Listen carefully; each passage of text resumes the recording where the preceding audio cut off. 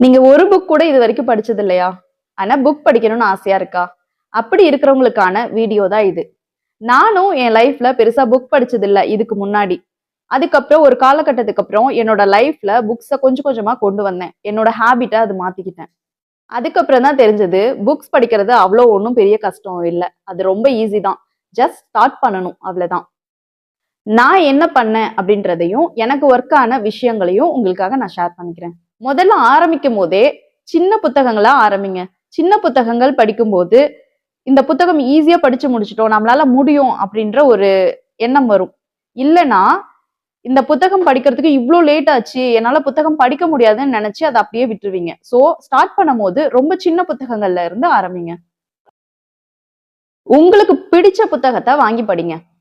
ஏன்னா நெறைய பேர் ரெக்கமெண்ட் பண்ணலாம். இந்த புத்தகங்கள் படிங்க, இந்த புத்தகங்கள் படிங்க அப்படின்னு சொல்லுவாங்க. ஆனா, அவங்க ஆல்ரெடி நெறைய புக்ஸ படிச்சு அனுபவம் இருக்கறனால, அவங்களால ஈஸியா ஒரு புக்க வந்து முடிக்க முடியும். ஆனா, நம்மளால அப்படி இல்ல. ஸ்டார்ட்டிங் டைம்ல நம்ம புக் படிக்கும்போது எப்பவுமே சின்ன புத்தகங்கள்ல இருந்து ஆரம்பிக்கணும். நமக்கு பிடிச்ச புத்தகங்கள்ல இருந்து ஆரம்பிக்கணும். ஒரு கவிதையா இருக்கலாம், ஒரு கதையா இருக்கலாம், ஒரு குறு நாவலா இருக்கலாம். நாவல் கூட தேவையில்ல. ஒரு சின்ன சின்ன கவிதை புத்தகத்துல இருந்து கதை புத்தகம் அந்த மாதிரி சின்ன விஷயங்கள்ல இருந்து ஆரம்பிக்கும்போது, அது போர் அடிக்காம இருக்கும். இல்லைன்னா அந்த டாபிக் உங்களுக்கு செட் ஆகல அப்படின்ற ஃபீல் குடுத்துடலாம்.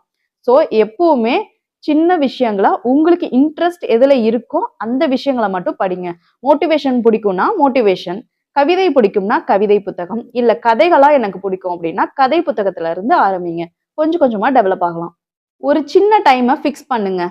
அதாவது இந்த டைம் கிடைச்சாதான் நான் படிப்பேன். இவ்ளோ நேரம் கிடைச்சாதான் நான் படிப்பேன் அப்படின்னு இல்லாம, ஒரு சின்ன டைமா இருந்தாலும் ஒரு 10 நிமிஷம், 15 நிமிஷம் அப்படின்னா ஆரம்பத்துல நீங்க பழக்கப்படுத்தும்போது என்ன ஆகும்னா, அடுத்தடுத்து படிக்கலாமான்ற ஆர்வம் வரும். நான் முதல்ல நிக்காம 2 மணி நேரத்துல படிச்சு முடிச்ச புக் அப்படின்னா, இக்கிகை புத்தகம் தான். ஏன்னா அந்த புத்தகத்துல ஆரம்பத்துல இருந்து படிக்க படிக்க ரொம்ப சுவாரஸ்யமா இருக்கும்.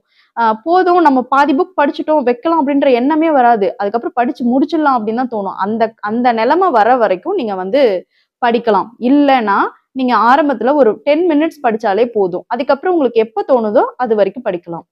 4வது ஒரு புக் படிக்கிறீங்க அப்படின்னா, அது புரியலைன்னா விட்டுருங்க. புரியிற வரைக்கும் ட்ரை பண்ணி நான் படிக்கிறேன்னு கஷ்டப்பட்டு ஒரு புக்க படிக்கும்போது என்ன ஆகும்னா, போர் அடிக்க ஆரம்பிச்சுரும். ஐயோ! இந்த புக்க இவ்ளோ காசு குடுத்து வாங்கிட்டோம். நம்ம இதுக்காக இந்த புக்க உட்கார்ந்து படிச்சே ஆகணுமா? அப்படின்ற ஒரு ஃபீல் குடுத்துடலாம். சோ, நீங்க வந்து போர் அடிக்குது, புரியல அப்படின்னா, தயவு செஞ்சு அத ரொம்ப கன்டின்யூ பண்ணிட்டு இருக்காதீங்க. அதனால டென்ஷன் ஆகும். அப்ப என்ன ஆகும்? எனக்கு இந்த புக் வாசிக்கிற பழக்கமே எனக்கு வரல அப்படின்னு சொல்லி அப்படியே விட்டுருவீங்க. சோ, நீங்க புரிஞ்சுகிட்டு படிங்க. புரியலைன்னா விட்டுருங்க. ஒண்ணும் பிரச்சனை இல்ல. அடுத்த புத்தகத்த படிங்க. அடுத்து